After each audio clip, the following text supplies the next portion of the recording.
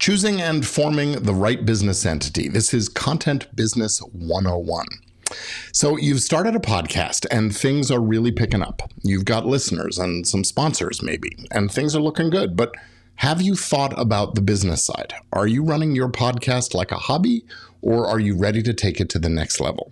Well, today we're talking about choosing and forming the right business entity for your podcast. So stick around, because this decision could be the key to your success and to protecting your hard-earned income.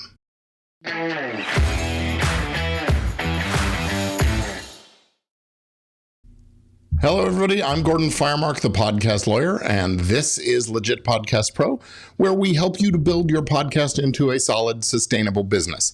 In this episode, we'll be talking about an essential topic for every serious podcaster, that is choosing the right business form, the entity for your podcast or content channel. It's Business 101 for podcasters, part of a series we'll be doing from time to time. And by the end of this episode, you should have a solid grasp of the different types of business structures that are available and how to get started with the one that's right for you. So before we jump right into the types of business structures you can choose from, let's just talk about why you might need one at all in the first place. At the beginning, of course, many podcasters treat their shows like a side gig or a hobby, and it's just you, your mic, and some creative ideas. But as your podcast grows, so do the responsibilities. Maybe you're signing deals with sponsors, partnering with other creators, or hiring a team to help with editing and marketing and those kinds of things. Maybe you're making money or not, but for sure you've got some expenses. And what do you know? You've got a business. So what's the big deal about forming a business entity? Well, honestly, it's mostly about protection, specifically protecting your personal assets from business-related liabilities, and sometimes vice versa. If something goes wrong, whether it's a legal issue, tax matter, or a partnership dispute, having a separate legal entity can help keep your home and car and personal bank accounts and retirement funds and things like that out of the line of fire. It'll also legitimize your operation, make it easier to get funding and secure partnerships, and just generally to grow. So let's talk about the different types of business entities you can form for your podcast.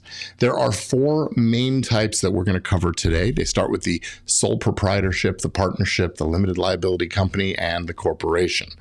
So sole proprietorship is the simplest form of business, where you and your business are essentially one and the same.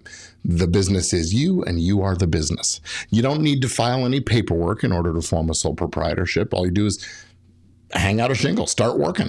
But the downside is that you are personally liable for any debts or legal issues that might come up. If somebody sues your podcast, well, they're suing you. Now, in a partnership, if you're running your podcast with one or more people, that's what you're looking at, a partnership. Like the sole proprietorship, a partnership is easy to set up.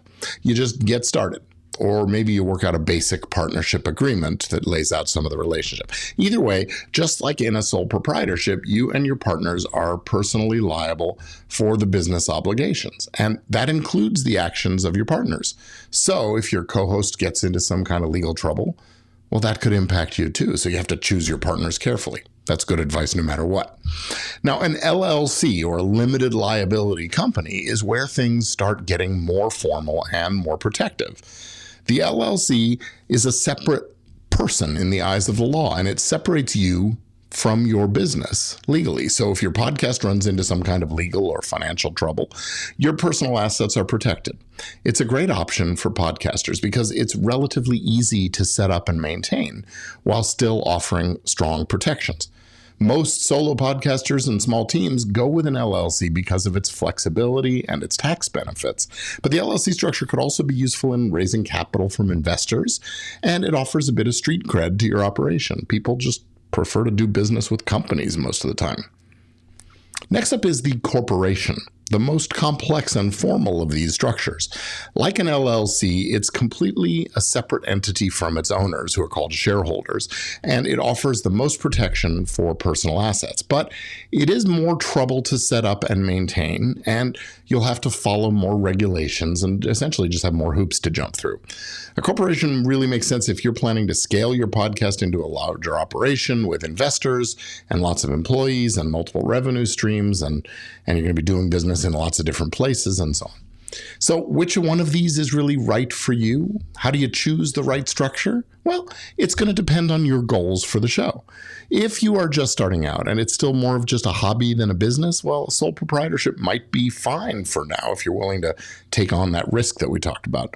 And if you've got a partner and you trust them completely, a partnership could work. But be careful. Make sure you do have a written partnership agreement in place that lays out who's responsible for what and who gets what and what the profit sharing is and how you're going to kick in if there's extra money needed and those kinds of things. But if your podcast is starting to bring in money and you want that extra layer of protection, the LLC is probably going to be your best bet. It is certainly the most popular choice for small businesses, especially podcasters. And if you've got big plans, though, like hiring employees, bringing on lots of investors, well, then maybe a corporation makes sense. But be prepared for more paperwork and ongoing responsibilities and, honestly, more lawyers involved. Now, once you've decided on a business structure, forming the entity is the next step. That process varies from state to state, but here's a general rundown. Excuse me. Choose a name for the business. Make sure it's unique and doesn't infringe on anyone else's trademark. You want to be distinctive and ear-catching, eye-catching so that you stand apart and everybody connects you and your business with your show and those kinds of things. Once you've chosen a name, you file the appropriate paperwork with the state's Secretary of State's office. For an LLC, those are called the Articles of Organization. And with corporations, it's called Articles of Incorporation. Then you're going to apply for an EIN, the Employer Identification Number from the IRS. This is here in the US, of course. This is like a social security number for your business, and it's required for taxes and for opening business bank accounts, which is your next step. Open a business bank account so you keep your finances separate from your personal funds. You also need certain documents, like for a corporation, the bylaws, essentially the constitution that governs how the company operates. And in an LLC, it's called an operating agreement, and it basically operates the same way as a constitution or an agreement that everybody's going to operate under these rules. Once you've got those things in place, consider any state or local permits that you might need. This varies depending on where you live, of course. And don't forget, once your entity is formed, you have to stay compliant with things like annual reporting and taxes and those licenses and permits and things that we've talked about.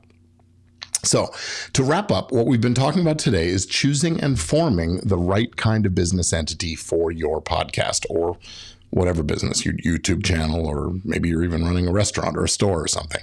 Now, this is not something that you want to overlook. Picking this right structure from the get-go will protect you, it'll protect your podcast, and it will help you grow the business the right way. And if you need help forming your business entity, you can certainly call me, or you just want to make sure you're on the right track with this and the other kinds of legal aspects of podcasting. Be sure to check out podcastlawforms.com, where you'll find all the legal forms and templates that you need specifically designed for podcasters. And I thank you for tuning in to Legit Podcast Pro. If you found this episode helpful, please subscribe and leave a review. And until next time, I'm Gordon Firemark, the podcast lawyer. You can find me at gordonfiremark.com. And I look forward to helping you make your podcast legally legit. And keep on podcasting. Thanks.